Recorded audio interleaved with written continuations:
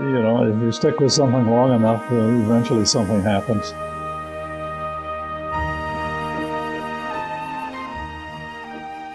Oh, it was a small town atmosphere, and about 3,000 in the middle of Iowa. Bob's been an engineer since he was a little tyke. His folks said he never played with children's toys. He always played with tools. We built little push cars, we built models, we built a small steam engine, a few little things. We're building things and trying it out and making mistakes. I think that gives you a sense of confidence, sense of accomplishment. He was natural as an engineer, and that's been his focus his whole life.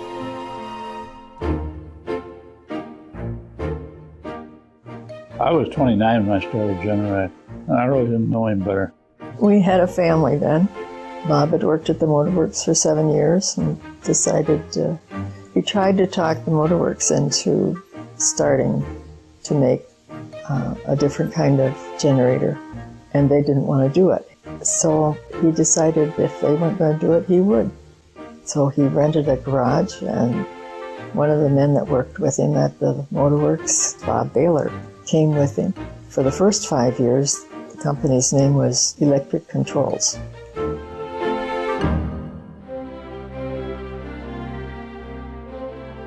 I kept the books, so I especially knew it was a little thin.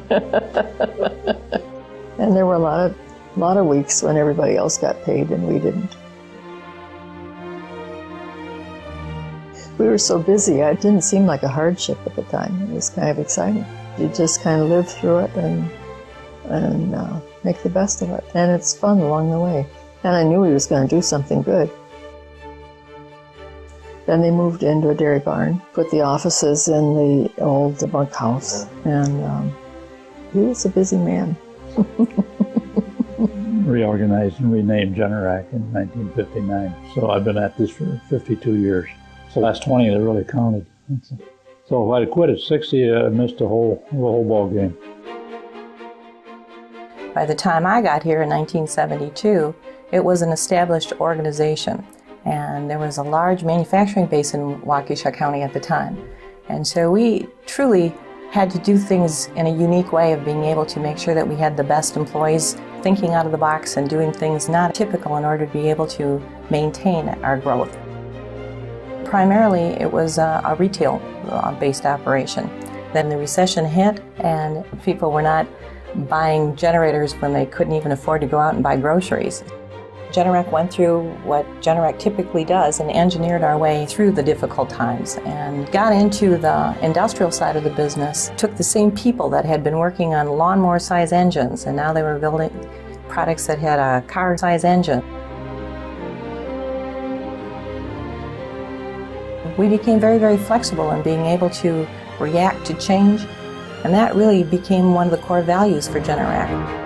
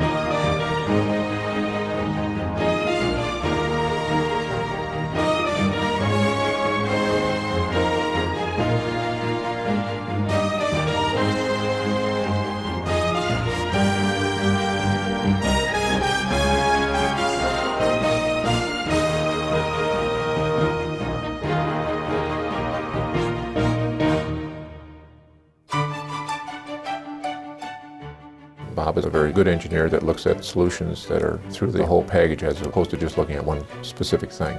We've always been on the cutting edge from the standpoint of production and engineering, but we've also embraced change as a way of life. You certainly have to have a pretty broad understanding of what's taking place around you. What are the markets you're looking at? What are the issues that are involved? what's the economics that are involved. You can't do it in isolation. That's how we've kept the company competitive. You know, years ago, part of our reaching overseas, we laid a basis for future products that we wouldn't have otherwise had. And those have been extremely important relationships to the value of the business. In the Far East, people buy from people more than they do in the U.S. It's not companies buying from companies, it's people buying from people. And the growth of the big boxes was taking place in the 80s. And by the end of the 80s, we had all kinds of other people competing with Sears, and it was necessary for us to shift gears to involve the emerging markets there. We embrace change. If you don't, you'll get run over by it.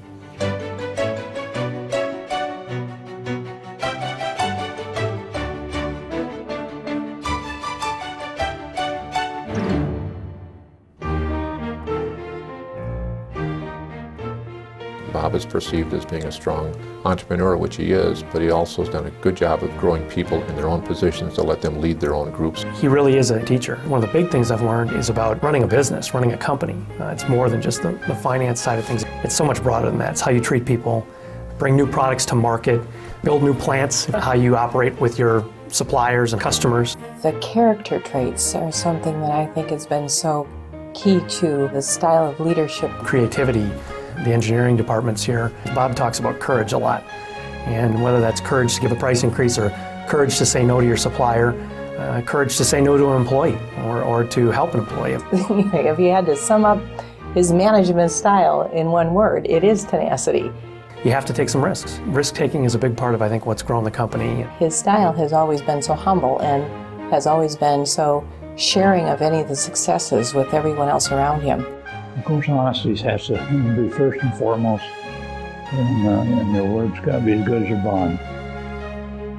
The standards that he held this company to have always been incredibly high. We have to be first, we have to be fast, we have to be flexible, we have to be best. You're not just doing your job, but you're working for the other 2,000 families that we have here employed at the company. So much of what makes people successful here at Generac is understanding that you're going to be part of something that is great. I think the company is very well positioned. There's the kind of talent here that should be able to carry us forward. We're getting to an age that we know what we would like to see done to make things better, and we had as much as we needed and wanted to do some good with what we knew was coming. 90% of the foundations out there support charities. It's a small percentage that are willing to support a cause that they can't see an end result from within their lifetime. And yet those are the big causes in our world. We needed to do something to help grow young men and women that would help churches. The lifestyle, the living standard, the health level, whether we like it or not, or want to admit it or not, is based on a technical society today. I think we'll produce a lot of very, very bright and motivated engineers if we can get their excitement going early in the process, and that's grammar school and high school.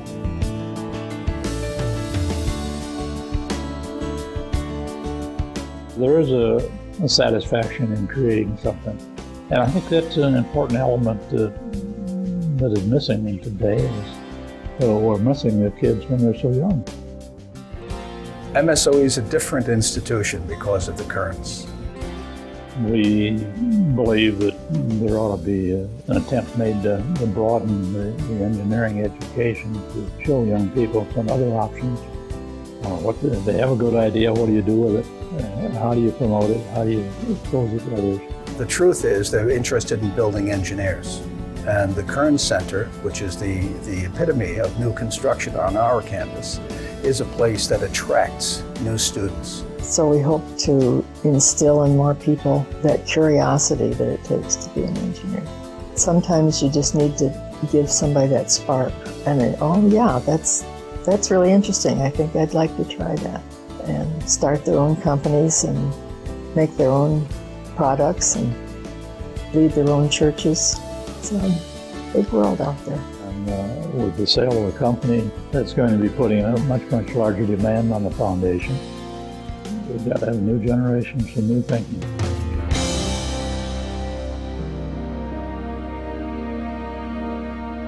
Bob and Pat are a very strong team. The commitment it takes to grow the company like this, and I think Pat was always there to back up Bob.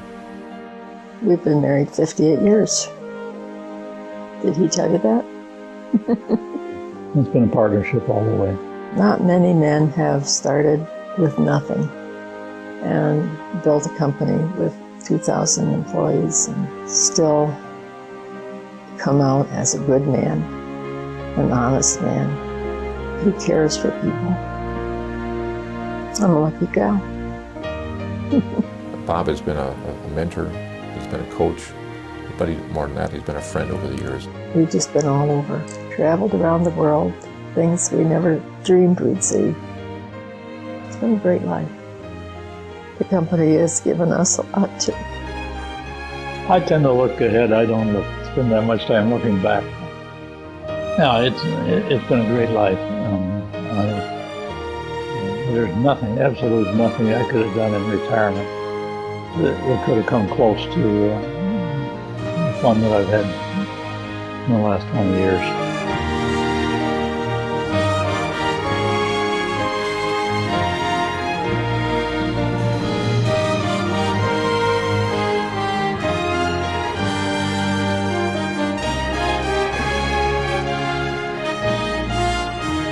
He's a remarkable man.